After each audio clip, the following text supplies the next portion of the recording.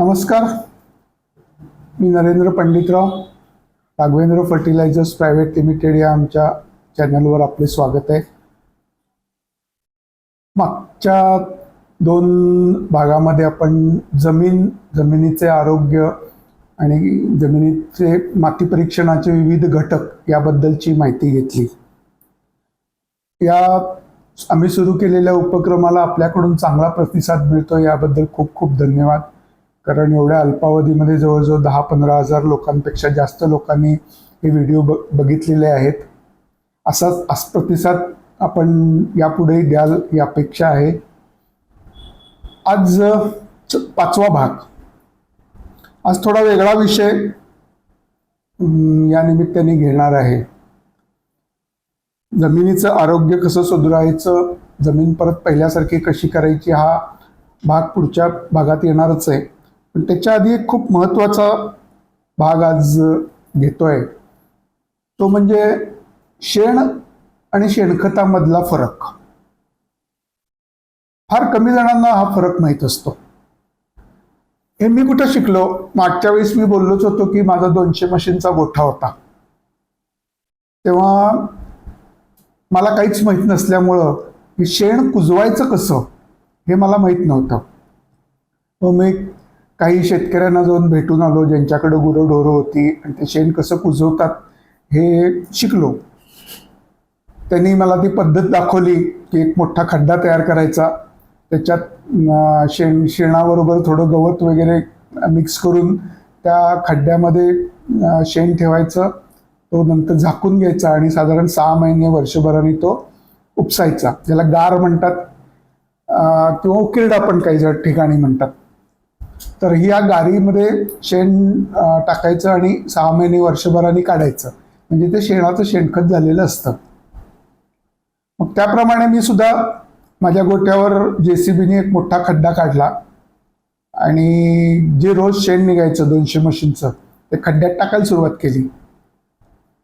खड्डा भरल्यानंतर तो गवताने संपूर्ण झाकून घेतला आणि 6 महिने वाट बघितली. 6 महिन्यानंतर JCB बोलवला. आता म्हटलं शेणखत तयार झालं असेल, आणि शेणखत उपसण्यासाठी JCB आणला.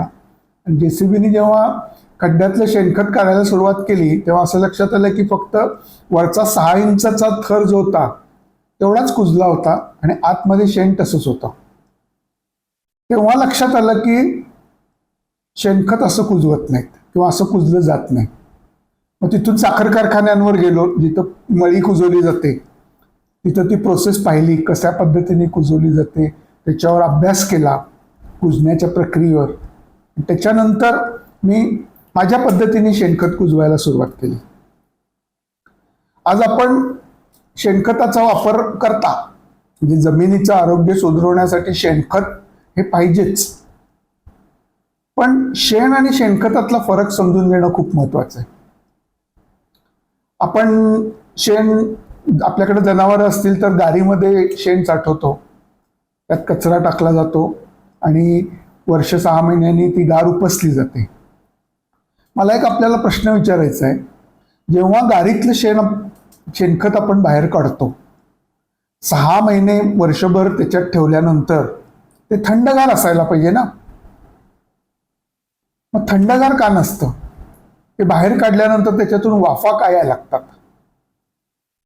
याचाच अर्थ वाफा येत आहेत म्हणजे ते शेण जेव्हा ते बाहेर काढलं गारीतून आणि त्याला हवा लागली, हवेतला ऑक्सिजन मिळाला, तेव्हा त्याची कुजण्याची प्रक्रिया सुरू झाली. आपण गारीतून जे बाहेर काढतो ते शेणखत नाही, ते अर्ध कच्चं शेण असतं, जे कुजलेलं नसतं. आणि कुजण्याच्या प्रक्रियेसाठी, शेणखत कुजण्याच्या प्रक्रियेसाठी हवा अतिशय आवश्यक असते. जोपर्यंत हवा त्याला लागत नाही तोपर्यंत ते शेण कुजत नाही. आणि हे शेणखत आपण अर्धवट कुजलेलं शेणखत म्हणून वापरतो. वापरताना ही पद्धत कशी आहे की साधारण मे महिन्यामध्ये शेणखत जमिनीमध्ये टाकतात, ते पसरवतात संपूर्ण जमिनीत, ठिकठिकाणी ढीग मारून ते जमिनीमध्ये पसरवलं जातं आणि त्याच्यानंतर जमिनीची मशागत होते. त्या मे महिन्यात जेव्हा हे शेण पसरवलं जातं तेव्हा वर टेम्परेचर असतं, उन्हाळा असतो, टेम्परेचर 40 डिग्रीपेक्षा जास्त असतं. काही ठिकाणी खानदेशातल्यासारख्या ठिकाणी तर 42-45 डिग्री एवढं टेम्परेचर असतं आणि त्या टेम्परेचरला आपण हे शेण पसरवतो. काय उपयोग आहे ना. त्या शेणखतातला जो सेंद्रिय कर्ब आहे, जो मागच्या वेळेस मी सांगितलं की जमिनीतला गाभा आहे, संजीव म्हणजे महत्वाचा जो घटक आहे जमिनीतला, तो सेंद्रिय कर्ब या उन्हाने जळून जातो. आपण एवढा खर्च करून जे शेणखत म्हणून अर्धकच्चं शेण जमिनीत टाकतो त्याचा उपयोग काहीच नाही. मग अजून एक प्रयोग केला मी. गारीमधून जे शेण काढतात, शेणखत ज्याला आपण म्हणतो, मी त्याला शेणखत म्हणत नाही, अर्ध कुजलेलं शेण असंच म्हणेन. हे शेण मी प्रयोगशाळेत तपासायला दिलं आणि त्यातला सेंद्रिय कर्ब तपासला. तो हार्डली 5 ते 6% निघाला. म्हणजे 5 ते 6%च त्याच्यात सेंद्रिय कर्ब होता. मग मी माझ्या गोठ्यावर कशा पद्धतीने शेणखत तयार करायचं ही पद्धत शिकलो. मी तुम्हालाही सांगतो, खूप सोपी पद्धत आहे. आपण जे आता गारीमध्ये शेण टाकतोय त्याच्याऐवजी 5 फूट रुंदीचा आणि 1 फूट जाडीचा बेड करायचा. म्हणजे पाटीवर पाटी टाकायची, 5 फूट रुंद आणि जेवढी लांबी आपल्याला मिळेल तेवढी, आणि त्याची जाडी फक्त 1 फूट. आणि हे असा बेड तयार झाल्यानंतर त्याच्यावर पाणी शिंपडायचं आणि खोऱ्यानी किंवा पॉवर टिलरनी ते हलवून घ्यायचं. हलवणं खूप महत्वाचं आहे. खालचं वर, वरचं खाली होणं खूप महत्वाचं आहे, त्याशिवाय ते शेण कुजत नाही. पाणी मारून तुम्ही हलवल्यानंतर तुमच्या असं लक्षात येईल की साधारण 2 दिवसांनी त्याच्यातून वाफा यायला सुरुवात होतात. संपूर्ण बेडवरून वाफा येतात, म्हणजे ती कुजण्याची प्रक्रिया सुरू झाली. परत 8 दिवसांनी पाणी शिंपडायचं, पाणी मारायचं किंवा एखादी ड्रिपरची लाईन टाकायची त्याच्यावर आणि ते हलवून घ्यायचं. दर 8 दिवसांनी हलवायचं, त्याच्यातून वाफा यायला सुरुवात होतात. साधारण 1 महिन्याच्या कालावधीनंतर पहिली गोष्ट घडते म्हणजे त्या शेणखताचा रंग बदलतो. जे हिरवं दिसत असतं ते चहाच्या पावडर सारखा त्याचा काळा रंग होतो आणि त्याचा वास बदलतो. आपण जे गाडीतून शेणखत म्हणून बाहेर काढतो त्याला वास मारत असतो, घाण वास येत असतो. शेणखत जेव्हा तयार होतं, शेणाचं कुजून शेणखत जेव्हा तयार होतं तेव्हा त्याला पहिल्या पावसाचा सुगंध असतो. जेव्हा त्याला पहिल्या पावसाचा मातीला जो सुगंध येतो तो सुगंध त्या शेणखताला यायला लागला की समजायचं की आपलं शेणखत तयार झालं. हे शेणखत तयार झाल्यानंतर त्यातला काडी कचरा बाजूला काढण्यासाठी आपण वाळू चाळायच्या चाळणीतून ते जे चाळून घेतलं आणि पोत्यांमध्ये भरून ठेवलं तर हे खऱ्या अर्थाने शेणखत, ज्याला सोनं म्हणतात, ते सोनं. ते चहाच्या पावडरसारखं दिसलं पाहिजे, काळं. त्याला पहिला पाऊस पडल्यानंतर जो मातीला सुगंध येतो तो सुगंध आला पाहिजे. हे शेणखत जर आपण प्रयोगशाळेत तपासायला दिलं तर त्याचा सेंद्रिय कर्ब साधारण 25%पेक्षा जास्त असतो. आणि हे आता वापरायचं कसं? जेव्हा आपण लागवड करतो तेव्हा हे सरीमध्ये टाकायचं. जिथं मुळांची वाढ होणार आहे तिथं आपल्याला जमिनीचा सेंद्रिय कर्ब वाढवायचा आहे. पसरून टाकण्यापेक्षा म्हणजे सरीमध्ये हे जर टाकलं तर याचा फायदा खूप जास्त चांगला होतो आणि पिकाची वाढ खूप चांगली होते. किंवा त्या शेणखताचा चाळलेल्या शेणखताचा वापर कसा करायचा हे नंतर पुढच्या भागात मी सांगणार आहे. जेव्हा भट्टी कशी लावायची हे मी जेव्हा सांगणार आहे त्यावेळी या भट्टीसाठी या शेणखताचा कसा वापर करायचा हे मी तुम्हाला नक्कीच सांगणार आहे.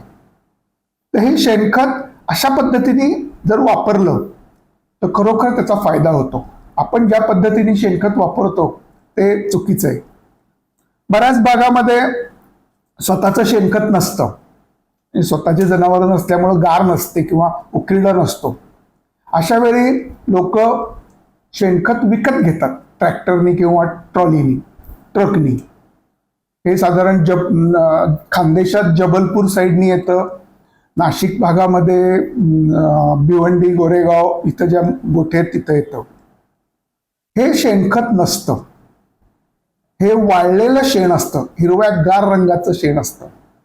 हे शेणखताचं सुद्धा आपण शेणखत करू शकतो. या शेणाचा ते वापरायचं कसं, तर जेव्हा आपल्याकडे हे विकत घेतो, विकत घेतल्यानंतर ट्रॉलीनी किंवा ह्याचे त्या ट्रकनी जेव्हा येतं तेव्हा त्याचे ढीग मारले जातात आपल्या बांधावर किंवा घराजवळ कुठेतरी.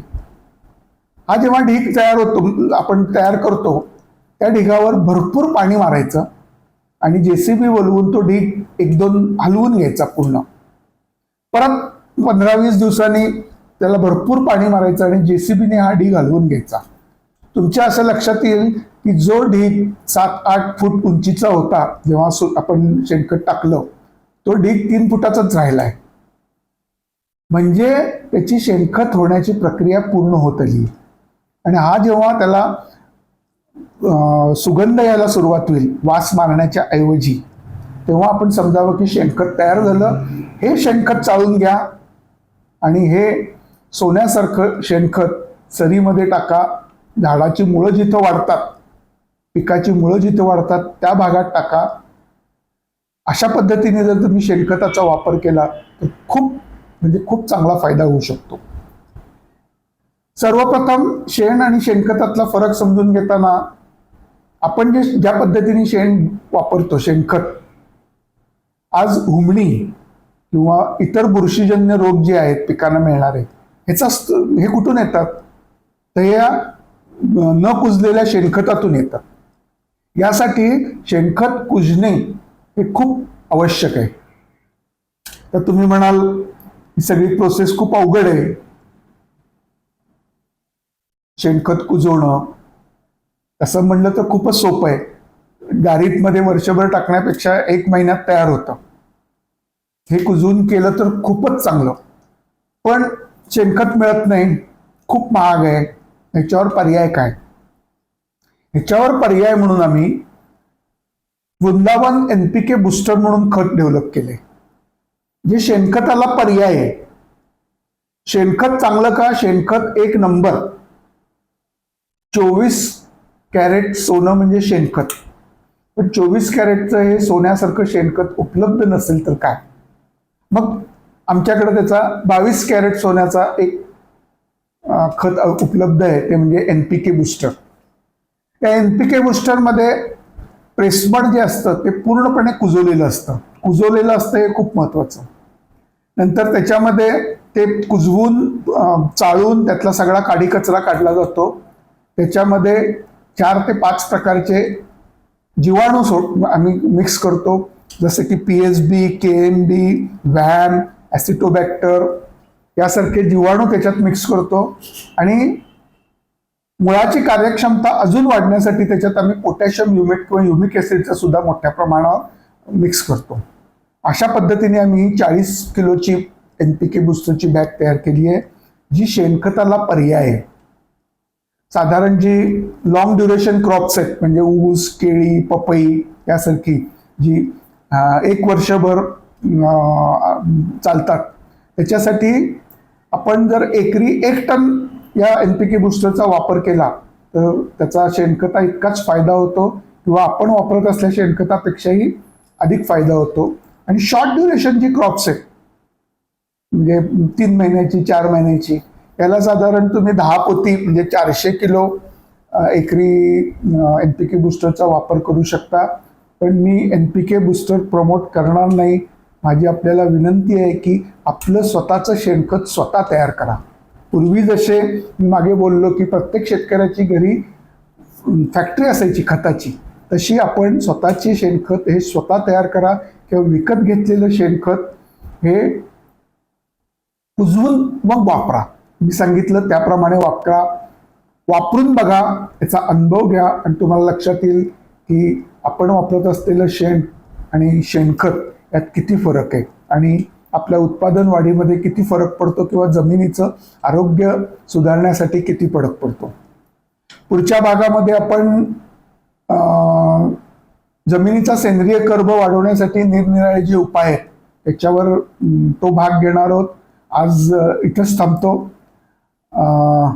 व्हिडिओ आवडला असेल तर विनंती आहे की आपण आमच्या चॅनलला सबस्क्राईब करावं किंवा आपले काही शंका असतील तर कॉमेंट सेक्शनमध्ये टाकाव्यात. त्याचं उत्तर मी नक्कीच देईन.